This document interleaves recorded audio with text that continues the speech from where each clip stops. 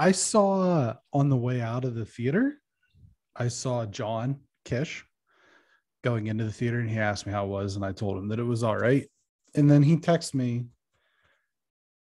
today, I think, and said that it was nice to watch a movie with superheroes in it instead of a superhero movie. Yes. And I think that that's actually a really, really nice way to begin our review of The Batman, starring Robert Pattinson, Zoe Kravitz, Colin Farrell, Paul Dano, among others. Directed by Matt Reeves. Did very well this weekend at the box. Second biggest pandemic opening for a film. The first, of course, being Spider-Man. But this is a movie that we have been really looking forward to, dating back to really the beginning of our run within the podcast. This is one of the movies that we've consistently said that we're looking forward to was The Batman. So this is the BXG podcast where pop culture and nerd culture meet at the nexus of the universe. I'm one of your hosts, Bretton Bestwick, alongside my co-host, Greg Filson. Greg, how are you? Doing all right. It's been a good weekend, but happy to be here with the Batman review. Mm-hmm. Yeah. How are you, Bretton? Good. I'm good. Good. Yeah. I think that this is going to be an interesting conversation for a lot of different reasons, but I think that we should probably just, all fanfare aside, what did you think of this movie? No spoilers. We'll go. No spoilers. No spoilers first. I was in right at the beginning, and we got seats that were not optimal, even though we got there fairly early, but it was just, is what it is. So you're like in the uncomfortable seat. You're like, I'm going to be sitting here for 3 hours. And I thought the movie went by very quickly. If for a 3-hour movie, it can only go by so quickly. I thought it looked cool.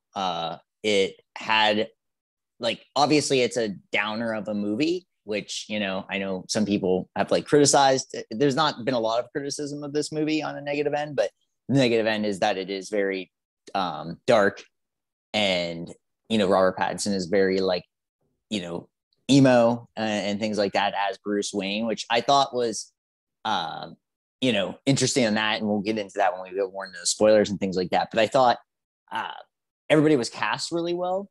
That, was definitely not a concern for me, but I know some people had concerns with, Robert Pattinson, even though I watched other movies other than Twilight. He has been in many other movies that are Twilight. He's a great actor.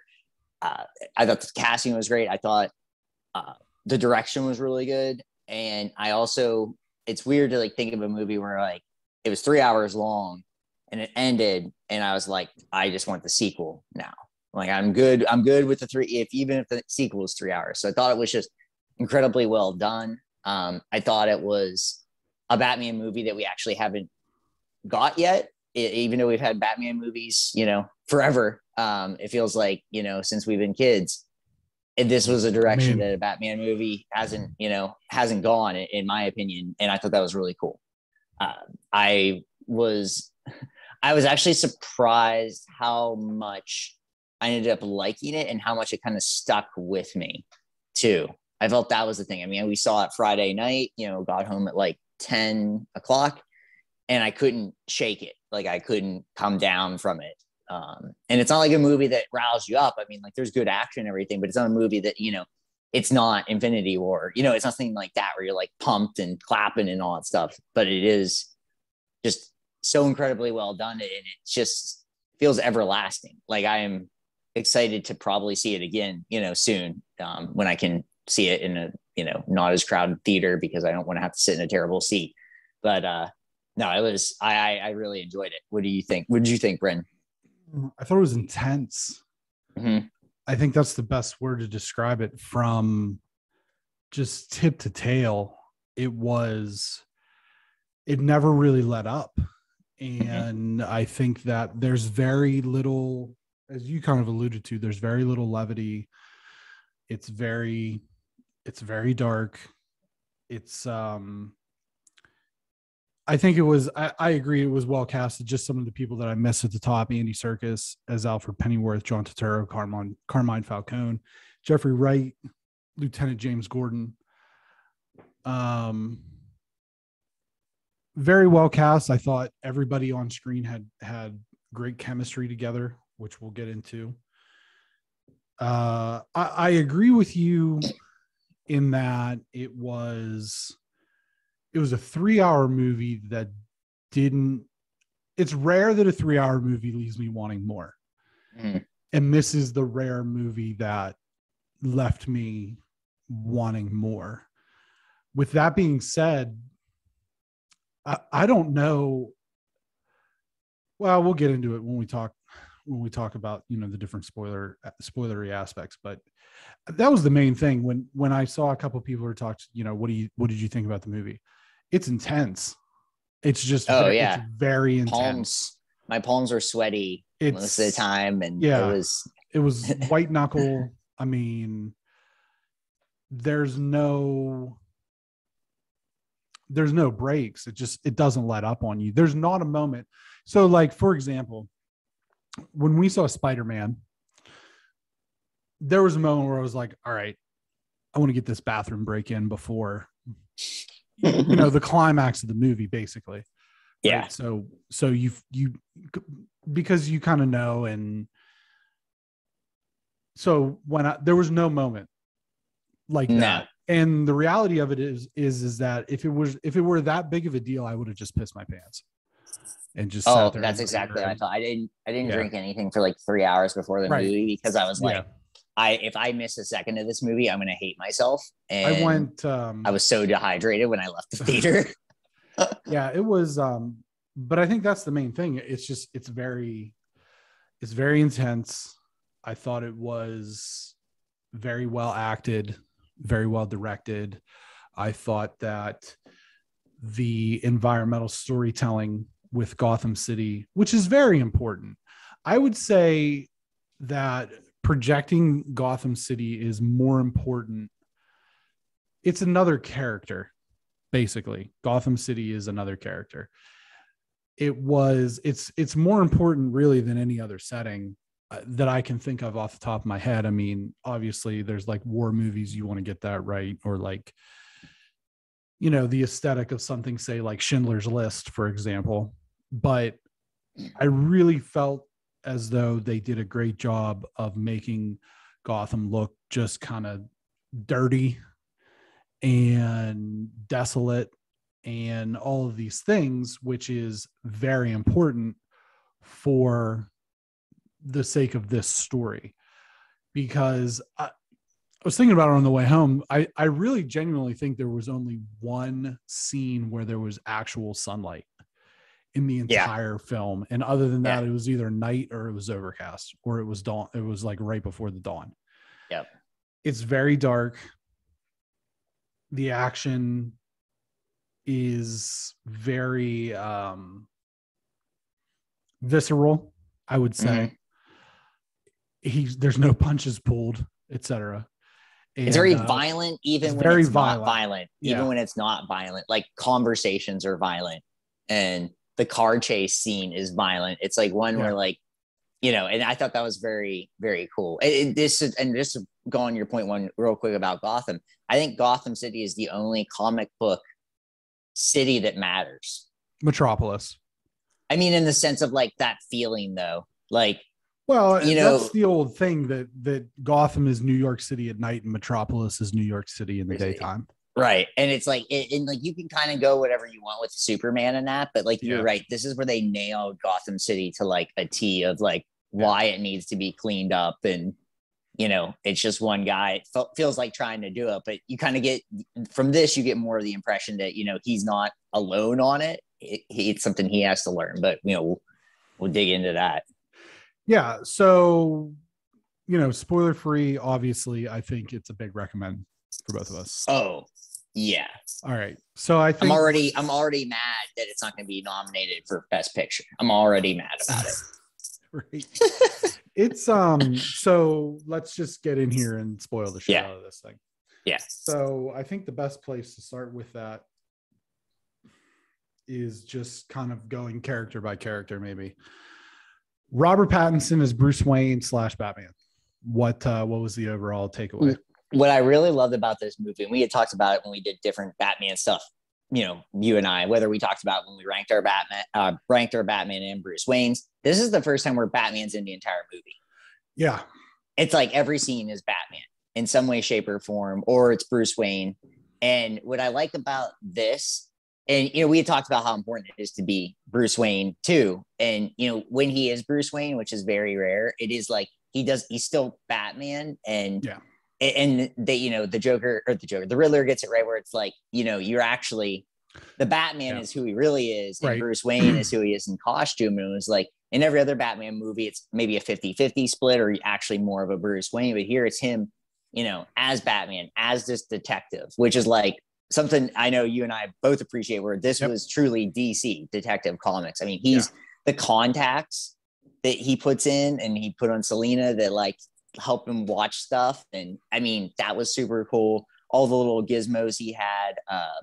The car is probably the least techy thing he had. It just looked like it's actually a combination of like 3 different cars from the 70s. Right. And it's just, it's very like, it's a muscle car. It's a muscle car. It just looks like a muscle car. Yeah. It's just a muscle car that's really tough. And, I thought when he was Bruce Wayne, I liked he wore that emotion of like losing his parents, because this is year 2 of him being Batman. Right. And so that's a cool way to look at, like, and what I thought was one of my favorite movie things is a coming of age story. And it's rare that we get to see a coming of age story with Batman. It's either he's already been Batman for a while, like he was with Ben Affleck, or there's not really any learning process. It's just, and this is a learning process. You get a little bit with Christopher Nolan's. Begins is definitely.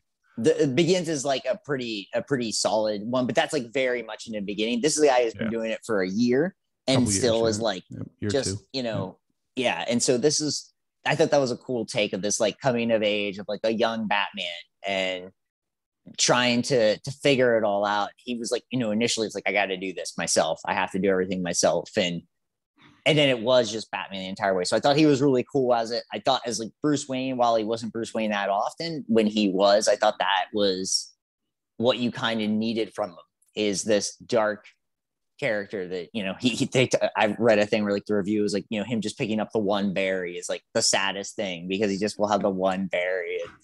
And, it's, and I just thought, I really like Robert Pattinson. I said this multiple times on here, and I wasn't nervous about him being in. And now I'm excited for how many, I don't know how many we'll get of these, but I'm excited to see this take on Batman, because it's different. He was a different Batman too. Like this was more of a violent, but still like the nerdier side of the detective, and having to solve the riddles, and, having his, interaction with Catwoman. Yeah, I thought was, with Selena was really cool, and it held to me.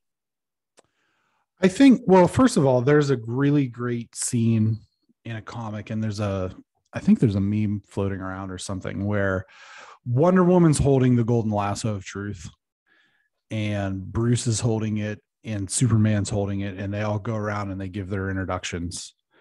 And she says, I'm Diana Prince, blah, blah, blah, blah, blah, Amazonian, this and that, daughter of such and such. And Superman says, Clark Kent, Kal-El of Kryptonite. And Batman just says, I'm Batman.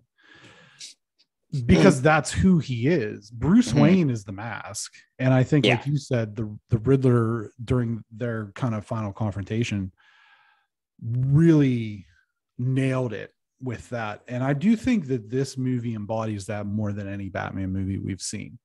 Yeah, that the real mask is Bruce Wayne. And I do agree. I mean, I agree with you. And that was one of the things that Melissa and I were talking about on the way home, was that he's Batman 90% of the time in this movie. And when he's not, he's just so sad.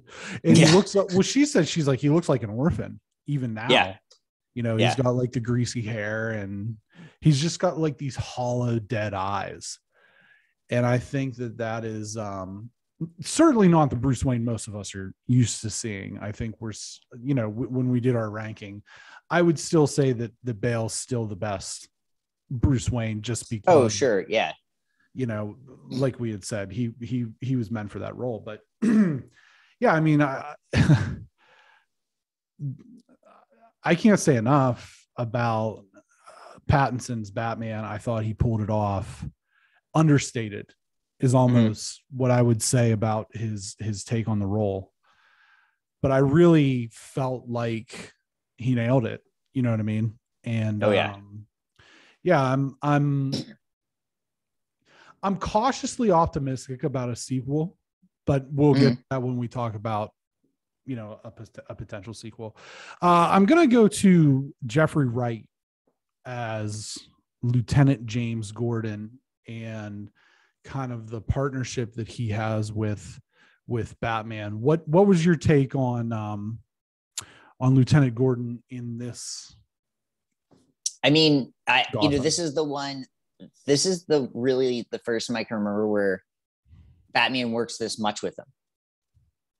In, you know, it's almost every time that he's in detective mode, he is working with him, like in some way. And, you know, it's the full trust. I mean, I love the scene where they're in the room by themselves and he's telling them to, you know, give him a punch and take this key and get out of there. It's like, I like the French. It was really like, you could really see the friendship. I mean, the Bale Batmans are pretty solid with the working together, for sure. Yep.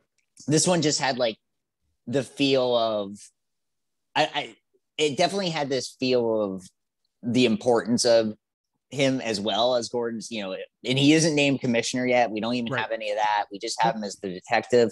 And so it's his origin story, like not an origin story. It's his early years too in this, which is cool. And, you know, I always like Jeffrey Wright. I mean, I think we all pretty much like Jeffrey Wright when he's in things. And this is just one of those roles that was also understated. I think that's kind of the way to do it, where he never did anything over the top. There wasn't like a big screaming episode with him. You get that every once in a while with Jim Gordon. This was one where he just played it by the books, you know, was in on the Batman stuff the entire time, was never letting it, you know, he always trusted in him no matter what to make the decision he thought was right. He didn't have to give him a speech about anything.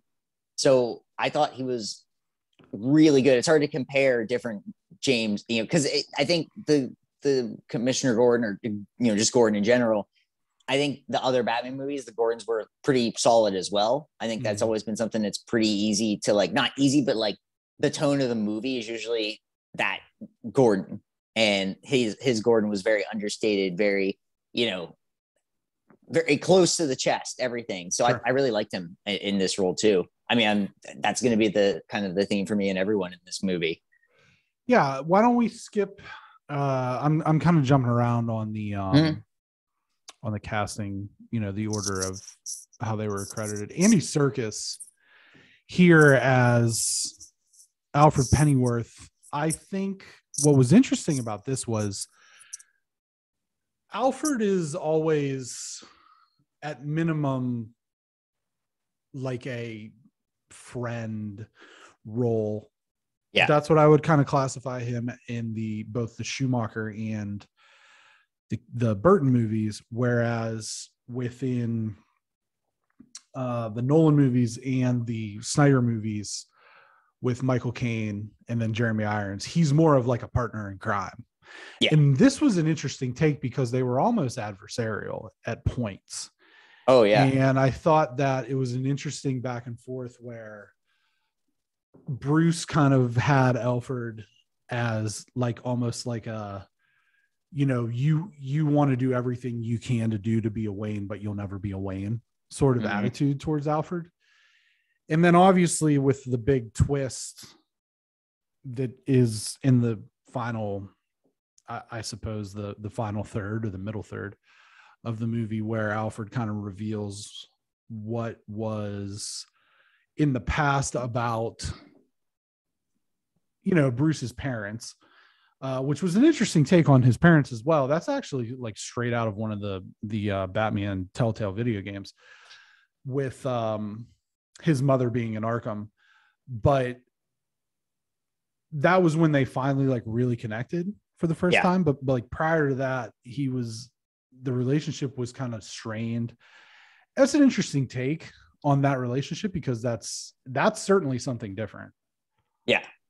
It was also like, he's the one, this was the, and they did this in one of the comic books, I can't remember which one now, where he's the one that actually trains Bruce to fight. And this is an Alfred that seems like he would get into a fisticuffs with Bruce if it came to it too. Like they act like, you know, and you could actually see like, you know, maybe a punch thrown, it's just like something like that. You could almost feel that tension between the two of them up until that point, when then he kind of realized, oh, you know, he kind of looks at him more as a Wayne than at this point. You know, this is the cufflink scene where he's like, you know, he says that about it, and he's like, well, you know, your father gave these to me, kind of thing. And he trusted me as like almost as a Wayne like character and all that. So yeah, no, it was a totally different take on that. It was like, it was weird. It was different too, because he was more brooding than he was, you know, a friend. He definitely like, it felt like this guy was maybe like a former boxer kind of Alfred, you know, somebody that was like in a gang or something before he became Alfred. It sounds weird, but it's just like, you know, just some sort of, you know, not the straight-laced guy that we think of when we think of Alfred from other movies. Well, I know Michael Caine's, you know, he said about being in the Dark Knight had reference being in the military to some capacity. So there is, but it doesn't come through in the way he goes about it. He says that story, which is awesome. And it's a great, obviously one of the more, you know, important scenes in that whole trilogy about, you know, watch the village burn, you know, and whatever. But, you know, or, you know, some people want to see the world burn. And then this was like, this was that background coming through where like, he is still kind of got that chip on his shoulder. And I thought that was interesting. So let's transition over to some of the villains, and I think we'll take them in maybe order of importance. Colin Farrell, who, if you didn't know that this was Colin Farrell ahead of time, you wouldn't have known that this was Colin Farrell. No. As Oswald, they just call him Oz, but Oswald Cobblepot, the Penguin. What did you? Not a lot of screen time, but certainly impactful. That was what I was going to say. Very impactful, like kind of more of the Penguin from the comic books, the 80s style, where he's, you know, somewhat of in control of like the mob scene and all these kind of things around him. And that's why he has this respect. And this is why he's, you know, kind of called, he looks like the Penguin because of his facial deformities. And he's not, you know, the Penguin we think of with Danny DeVito. The iceberg lounge and the whole. This is a far cry from. This is a far cry where he's like more of like, you know, in power and has these actual conversations with Batman. And then, you know, he has, you know, one of the funniest scenes in the movie is like where they have Gordon, Batman, after he chases him down in his car, and they had that confrontation, and he makes the joke about, am I the only one that knows the difference between L and La? Like, and I mean, that was a funny scene. So it was like you said, it wasn't a lot of screen time, but his power was big. Well, and I think he had honestly the funniest moment in the movie when they didn't undo his bindings and he was waddling after like a penguin. Yeah. I thought that was really funny. And that was so brief and so like nonchalant that being the funniest moment in the movie maybe kind of shows you how dour this film was. John Turturro, Carmine Falcone.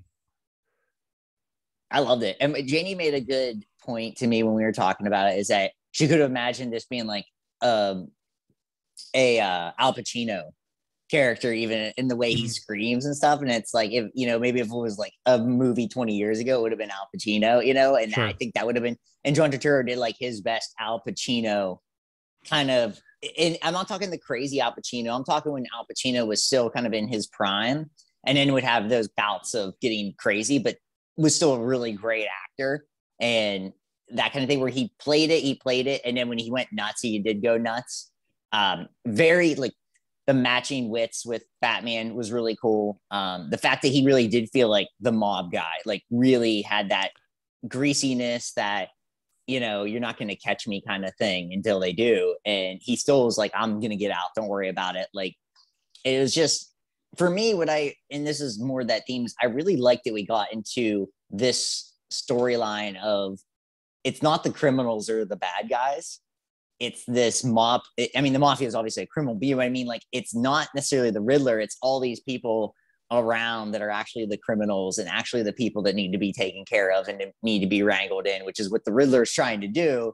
It's just he's killing people at the same time. So that makes him more of a villain instead of just controlling the idea. And so for me, it speaks with him as well. With John Turturro, I really felt that. I felt that he had that grasp on things, and the way he laughs is so good too, where he's just so snarky and really just feels like, no matter what, I'm going to get out of this, and nobody's going to stop me.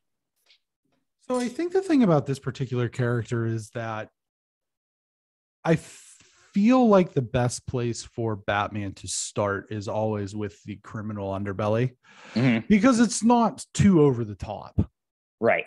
You know what I mean? And they obviously did this with Batman Begins with the same character as well. And then they kind of rolled it in with Salvador Maroni, who was mentioned heavily in this film, but never on screen.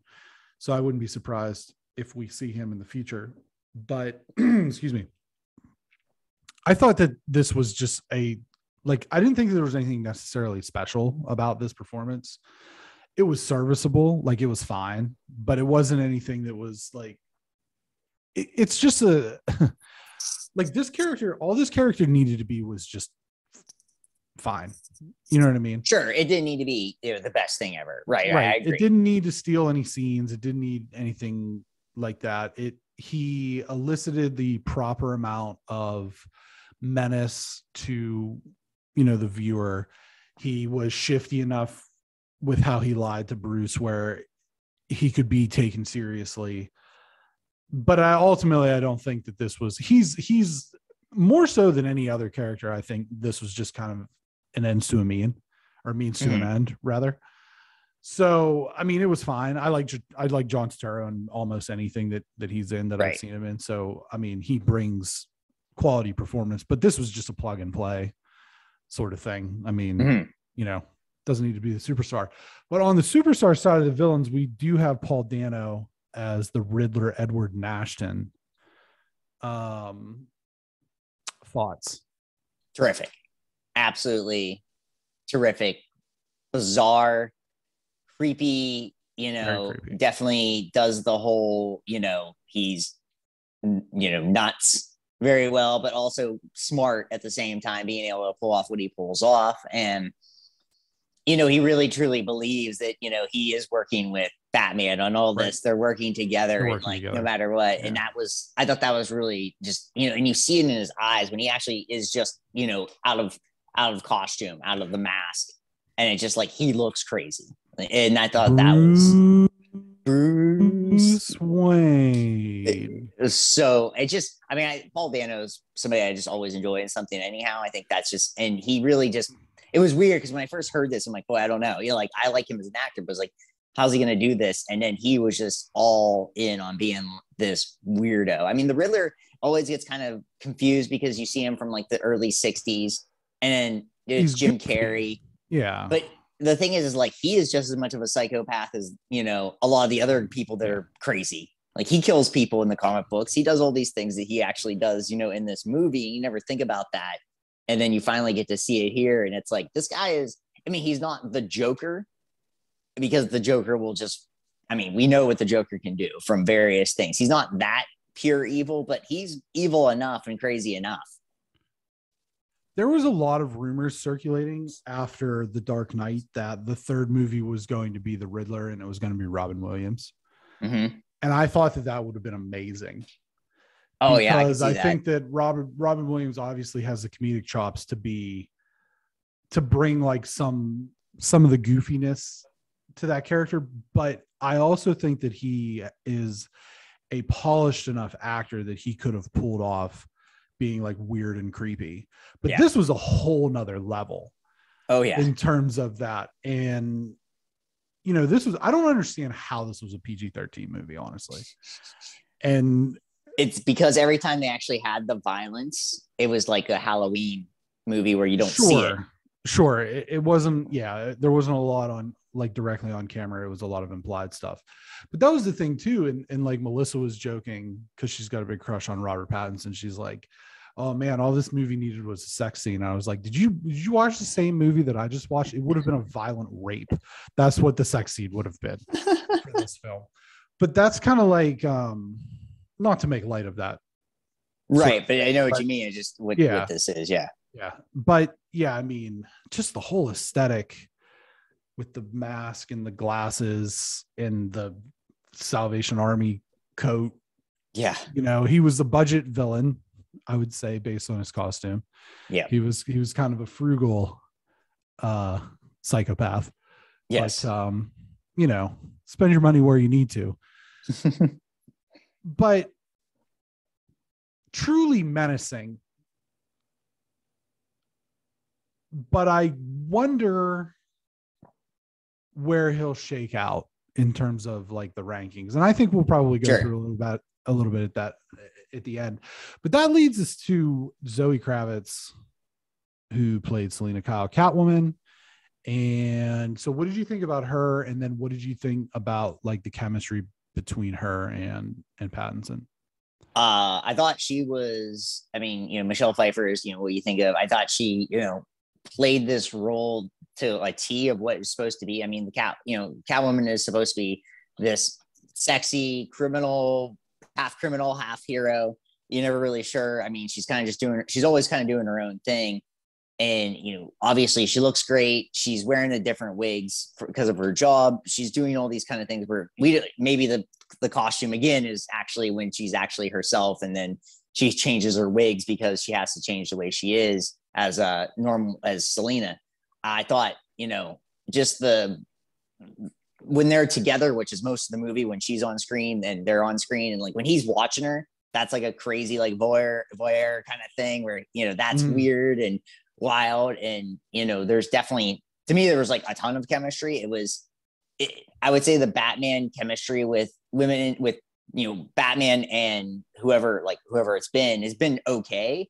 This one definitely, like, I mean, like Melissa was right, whereas like you kind of felt, I mean, you could feel it. I mean, it was there that, you know, there was a definite attraction, a lot of attraction. And it works too, because it's like, they're about the same age in real life, these two people, and they're both obviously good looking, and all these things made it work. And it felt like, oh my God, like, you know, it's one of those things where you almost like Google, you know, are they dating kind of thing, even if you didn't know that they weren't. It's just one of those kind of things, because they played it so well as like this, where all they ever did was kiss, but it was like, that was still enough to like, ooh, yeah. So that was great. I mean, she did all the right Catwoman things. She was a burglar. She, you know, was her I like just the outfit was like the stitched together thing. And then it was just this thing she made herself.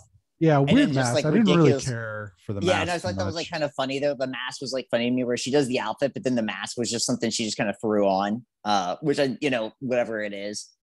I guess the one thing too is you don't want to just completely copy Michelle Pfeiffer.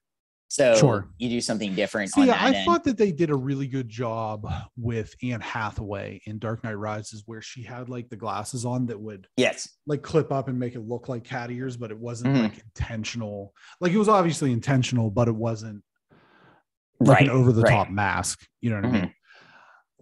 So that kind of goes through all the characters. Were there any plot points, or were there any scenes that stuck out to you in either a good way or a bad way?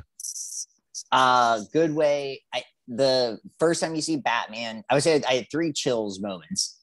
The first time you see Batman walk through the shadows, because there's like talking about how, you know, they think I'm in the shadows. What I am the shadows. And then he comes through and it's very slow. Yeah. And they're just like, what the heck's this guy doing? And then there's the car chase scene where he flips Penguin's car over, and then it's upside down and he's walking through the fire and everything. That's like probably the shot of the movie for me. Very Vin Diesel.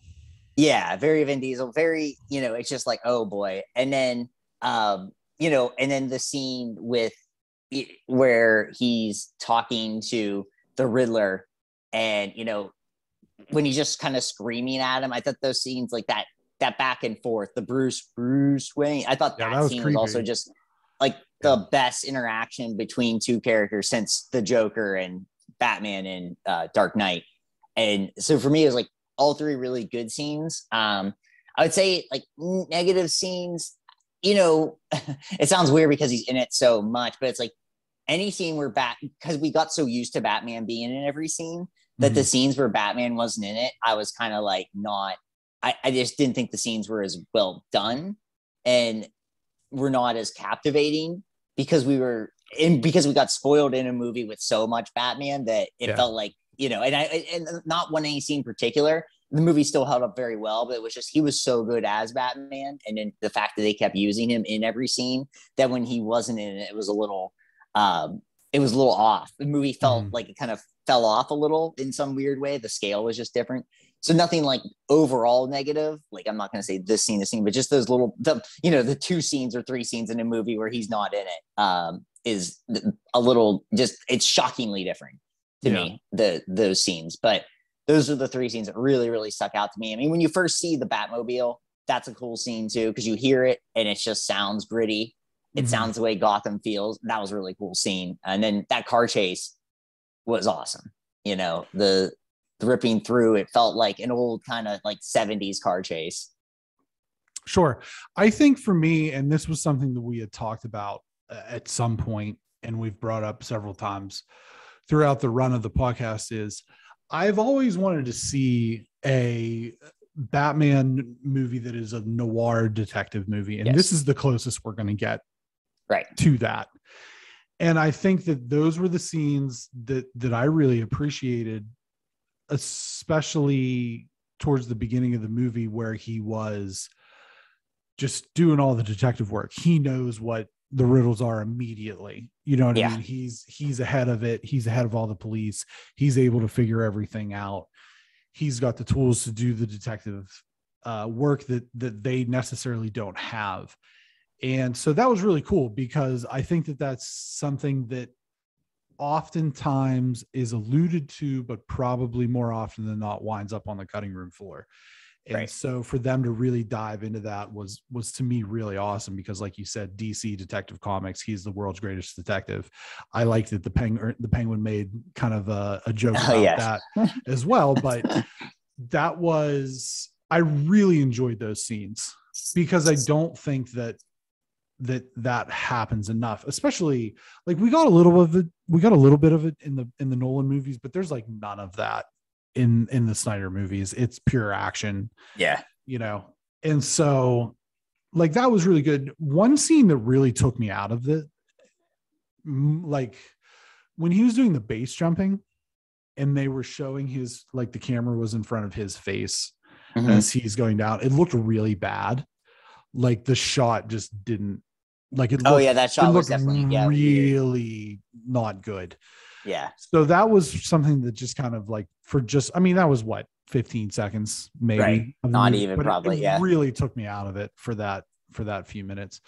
There is a little bit of like, you have to suspend disbelief because in that same scene, when his parachute gets caught over the overpass and he just wrecks through the street and gets barrel rolled and then just gets up like nothing happened and just kind of like limps away. It's like, well, everybody else they're dead, you know? Right. So that was something that was kind of like, okay, or even at the very end with the scene with the flood where he electrocutes himself and then he's just like, oh, I'm cool. Let me go save some orphans. Like there was a little bit of that, but overall, I didn't think there wasn't stuff that took me out of it too much. But I think the action scenes were kind of well done. The moments that you pointed out, I would certainly agree with to that same effect. Before we get into a sequel, talking about a sequel, there was and this is a huge spoiler. So if you've come this far and you don't want this part, like the biggest spoiler of the movie, then now's a great time to probably just pause and come back after you've seen it. Right. Barry Keoghan who fans would know from Dunkirk and the Eternals. He played Druig in the Eternals, was credited as unnamed Arkham prisoner, who was having a conversation with the Riddler in Arkham Asylum, or Arkham State Hospital, as it's called in this particular film, talking about, one day you're on top of the world and the next day they see you as a clown. And so Matt Reeves has, after the fact, said that, yes, this is the Joker. It maybe not is the final, like the quote unquote final version of the Joker that we all know, but right. It's definitely him. Right. So what's your thought on that? I mean, obviously you can't really have Batman without the Joker. I mean, you can't. And as much as we had to move on at some point from the Heath Ledger one, and it was this Jared Leto one that was just, not good. I mean, it just, was called a spade. It is what it is. But what I mean is that you had to eventually go to a Joker that is this Heath Ledger version of a Joker. And, not the Joaquin Phoenix movie is that level in a way, but Batman is Bruce Wayne's in that movie, but it's not a Batman movie. It is still a Joker movie and all that. And eventually you're going to have to do this where Batman and Joker are in the same movie, and it's a dark movie. And I'm not saying that, Matt Reeves isn't even confirming that he's in the next movie, if there is a next movie. What I mean is that I don't even necessarily say that has to be a movie. Just the idea that the Joker exists is important. And I think that's, to me, that may be it, where there is no actual like Joker in the Matt Reeves, Batman, Robert Pattinson movies, which would be fine. You have to acknowledge that he exists. Yeah. And in this city and in Gotham and whatever he has. We know there's many villains in the Batman storyline that you could do if this is a trilogy. We don't know what it's going to be, but right.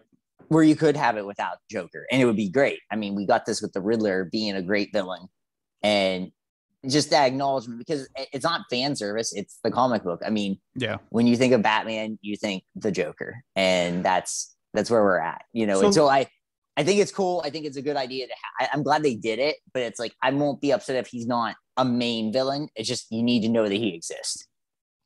So let's talk about the sequel potential. I certainly think that this the box office being already what it was on weekend one, and this movie's going to do very well. I definitely think. I do think though that it's not going to do as well as Spider-Man. It's not family friendly. No. By any stretch of the imagination. This is not something I would consider. I would take probably an 8-year-old to No Way Home. I wouldn't take anybody under 13 to the Batman. No, it's definitely it's also long. It's long. I mean, that's a big thing. It's very intense. And it's dark, as we've kind of, hammered that point home, but I don't necessarily I don't want them to do the Joker. They're going to. You're not going to introduce that character with a name actor like Barry Keoghan, who's been in stuff that people will recognize, and then not do it. And then have all this hubbub about like the Joker cameo and this is the actor and blah, blah, blah. So it's coming. It might not be in the next one, but it's going to be, if they do a trilogy, it's going to be somewhere. Now, Robert Pattinson, and I think this would be a phenomenal idea actually, because there's so much that hasn't been used. There's so many storylines. I don't want to see Two-Face again. Like we've done Two-Face twice now. We did him campy with Tommy Lee Jones in the Schumacher Batman Forever. We had him with Aaron Eckhart in Dark Knight. We don't need Two-Face again. I mean, we can expand upon the Penguin a little bit. That's fine. Some of the more like goofy characters, like Mr. Freeze has a great backstory, right? But you can't do him in this universe. No. Same thing I would say with Poison Ivy. But Pattinson has said that he would like to do the Court of Owls, and I think that would be awesome. And I think that very doable in this. Feels like it fits right in. Fits right in. There were also the reporter who got that they mentioned was Edward Elliot, and there's a possibility that that could be like the father of Tommy Elliot, who we know as Hush.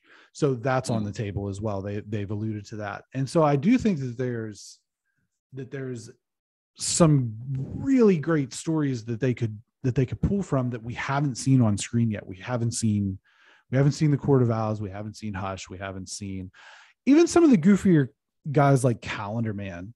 Like, and this, I think this movie pulled pretty significantly from the Long Halloween run, as well as like Earth One and Zero Year and Dark Knight Returns and stuff like that. There's a lot of inspirations that went into this particular film, I think. But, you know, those are all on the table too. Like Calendar Man's kind of goofy, but if you kind of like, I think about one of the Arkham games where you can visit Calendar Man in like prison, and they had said that there was a scene in which Batman was going to go to Arkham to talk to the Joker that they filmed and eventually cut, where he was going to ask him, almost like talking to Hannibal Lecter, like how to track down this psychopath or whatever. And I think that you could use Calendar Man like that way. Just don't call him just don't call him Calendar Man, you know what I mean? Right. Just call him whatever his name is. So that's the thing, is like, I don't really want to see Bane again. I really don't want to see the Joker again. I mean, I totally, think that's fair. You feel like it feels like they feel like they have to. Yeah. But I would be okay, like I said, if it's just him in the background. Yeah. And, and you can do that. You can make him like this thing in the background where he doesn't have to show up. That would be fine with me. Like Court of Owls is probably where I would like to see this show. Personally. And because I think that'd be cool because of the way they are doing this first one. Yeah. The way they did this first one leads it right into a Court of Owls kind of it really does, because they get into so much of like the history of Gotham City, and that's a lot of what Court of Owls is about. With that being said, and we talked about the sequel potential, where would you rank the Batman in terms of Batman movies? Where would you rank Pattinson's Batman? Where would you rank his Bruce Wayne? And where would you kind of put the Riddler on the echelon of villains? I would say it's still, I know a lot of people are like, this is their favorite Batman. This is still behind The Dark Knight. I mean, that just, it just is. I mean, we're talking about the Joker and all this stuff, but it's like, it's very good. It's excellent. I mean, The Dark Knight is, to me, it's basically, I don't know what it would take to beat The Dark Knight, because that movie just has, so many scenes, and it's more of a Joker movie than it is a Batman movie. And I'll actually get into my Batman ranking with that, but that movie is just essentially perfect. I mean, it's hard to say any movie is perfect, but do you think it's a 10? I would say that The Dark Knight's a 9.9. It's just like, if you really went through it all and fine tooth combed it, you would probably find something to be like, well, this didn't, you know what I mean? So to say it's a 10, I don't know if any movie's a 10 to me, just because, you could always maybe nitpick something.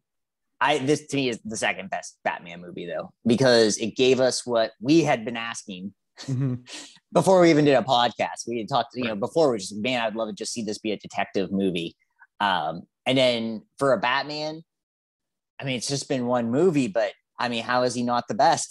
Like, it's weird to say for me, because he's in it so much. He, is that he wears the memory of his parents literally on him. The guns are, the guns, the gun that killed his parents. And it's just like, it's the detectiveness of it that we want. He still has the cool stuff. As a Bruce Wayne, I think he kind of falls in the middle. I mean, because we don't get a lot of him as Bruce Wayne. And to me, I'm okay with that, because you got so much Batman, if that's the trade-off. And this isn't to slight like Christian Bale's Batman, which we had, but it's just, this was the Batman that we've kind of been clamoring for, and to finally get it, and it to be the one to be done so well, I think it's just awesome. I mean, it just is great. The Riddler as a villain, I mean, he's got to be high up there for me. obviously Heath Ledger's Joker is number one. Mhm. And this is obviously immediate reaction. It's hard to not put, to me, it's hard not to put even Scarecrow high up there, and Jack Nicholson's Joker, and even it's campy and it's weird, but even the Penguin from Batman Returns, and that's a good villain. So I would say there's the first tier, which is just Joker, right? Heath right. Ledger, and then God I would tier. say he's in the second tier. I think he's in the second tier of villains where good. It's not gonna. You can't. It's hard to believe anything can be better than that as a villain. I mean, when we rank villains, he's very high up there just in the whole villain rankings. So in general, any movie. So I would put him there. I think that's where I would place him. Bruce Wayne, like I said, he's in the middle. And I would just say, like, I think as a Catwoman, just to put her in there, it's just, and I'm not saying just as Catwoman because we've only had 3 of them, but I think as like a side character that isn't not a villain, not a hero, one of these things. I mean, I thought she was as good as it gets, not necessarily the best, but as well as that character can be done. I thought was really good because you couldn't fully trust her. And that's what I think really works, is that you never were sure if she was on the side or not. And even, so I thought that was just really well done. I agree with you that I think that this is probably the second best Batman film behind The Dark Knight. I think that it is. I'll tell you what, man, the further I get away from Dark Knight Rises, I just don't think it was very good. I think it was easily the weakest of the Nolan trilogy. The more I've watched it, like I remember when I first got done with it and I rewatched it in that second year the year it came out, it's like I really liked it, but then you're like you said, the more you watch it or the further away you get from it, the less you realize it's not that really that good. Yeah. Compared to the other two too. I mean, that's the other thing. Right. So that's hard. I mean, it's still good. It's just not. Right. Yeah. Yeah. I would put this as probably under Dark Knight and just a hair above 89. I think is where this lands for me. And with 89, it's just the whole nostalgia piece more so than anything else. You know what I mean? Right. Yeah. Where he falls on the different rankings. I agree with you with the Bruce Wayne thing because we just didn't see a lot of them. So I would still put him kind of, probably certainly under Bale, probably under Affleck. Probably right. Maybe under Clooney. Probably under that Clooney. Movie, that movie's so. The movie's just so bad. That's the problem. Yeah. It's like, that movie's terrible. Just for kicks, just as an aside, just for kicks, I watched the first 10 minutes of it the other day on Hulu because all the old Batman movies are on Hulu. And let me tell you, Mr. Freeze makes. Probably in 10 minutes makes 9 cold related puns. Oh yeah. And his goons are on ice skates with hockey sticks. Like there's nothing more like those movies are less campy than the Adam West stuff or more campy than the Adam West stuff. I would say. Yeah. It's completely ridiculous. It's ridiculous. I don't know if I'm ready to make him the best Batman yet. Like you said, it's one movie. And I just kind of want to see a little bit more out of him. I think for me, it's just like I'm basing it off of like what it could be if we get you can't 2 do or that, 3. And, well, it's also very good. Like it's for us it's to really say good. On my aspect it's the Batman that I wanted. And it was perfectly executed in that sense of him being the detective. That'd be hard for me not to do that. Here's what I'll say. In this sense.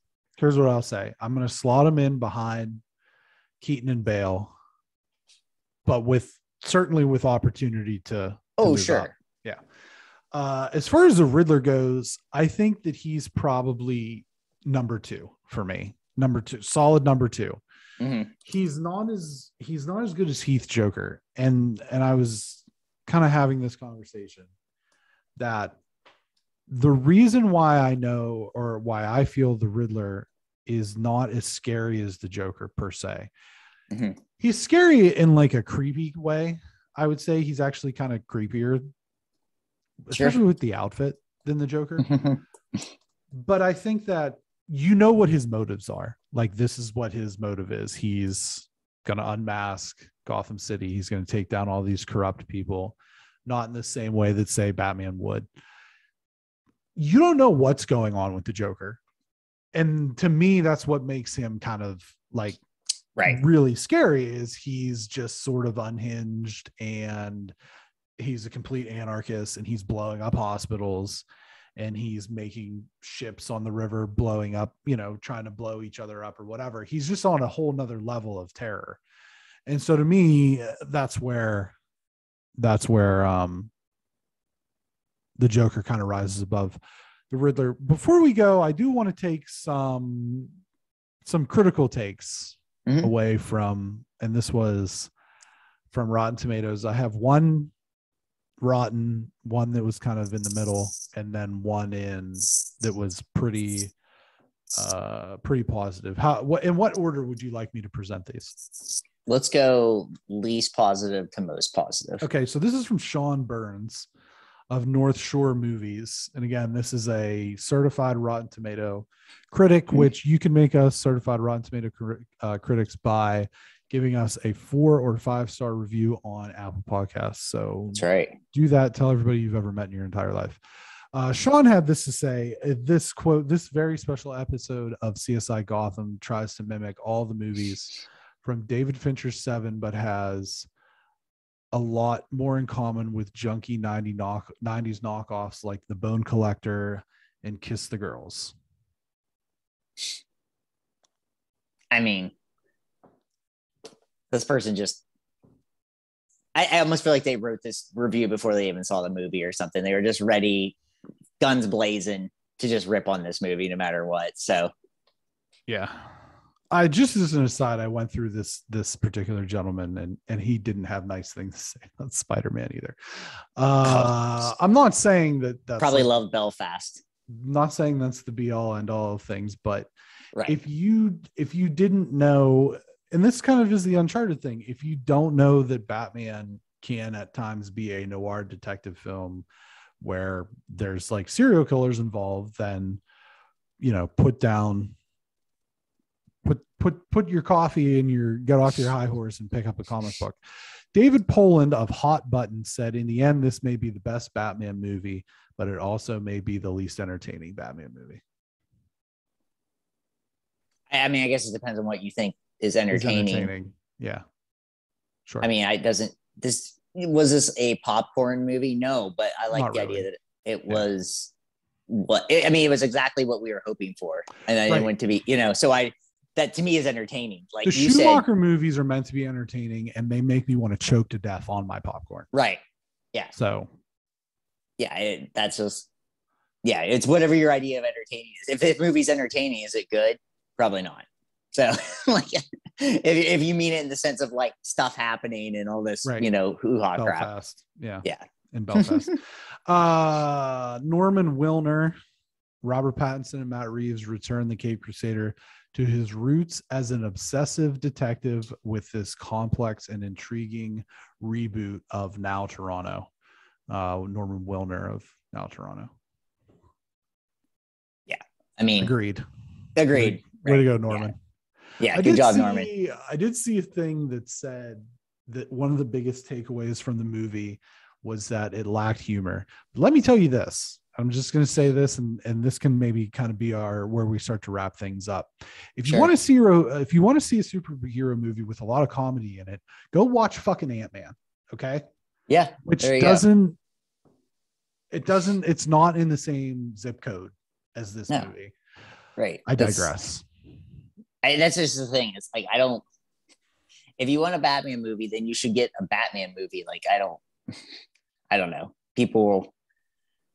There is also that thing where, like, you know, people are tired of superhero movies and all that. But I think that brings us perfectly full circle to the thing that John said. that I kind of read off at the beginning. It's nice to see a movie with superheroes that's not a superhero movie. And this is, I kind of think the same thing as like the Peacemaker is. This is Marvel's so formulated. It's so formulaic at this point. Like, you know what's going to happen in a Marvel movie. Give me all the pieces on the chessboard, and I can tell you exactly how that game plays out every single time. Yep. Is it fun? Yeah, it's fun. It's entertaining. They're fun movies. But I'll be honest, like, I'm starting to see a little bit like what some of these other directors and stuff are bitching about. Sure. Like, the further we get into it, and I guess now, like, looking at things with maybe a little bit more of a critical eye, that it's so predictable. It's so formulaic. This thing, anything could have gone. Right. Like, he doesn't even really win at the end. I mean, when you think about it, like, this is like all bets are off. If Jim Gordon would have taken a bullet to the head, I wouldn't have been surprised. Right. Exactly. Like, at all. Yeah. You know what I mean? You think Alfred's dead. Right. Yeah. So. Right. So it is kind of nice to see. And this is the thing, right?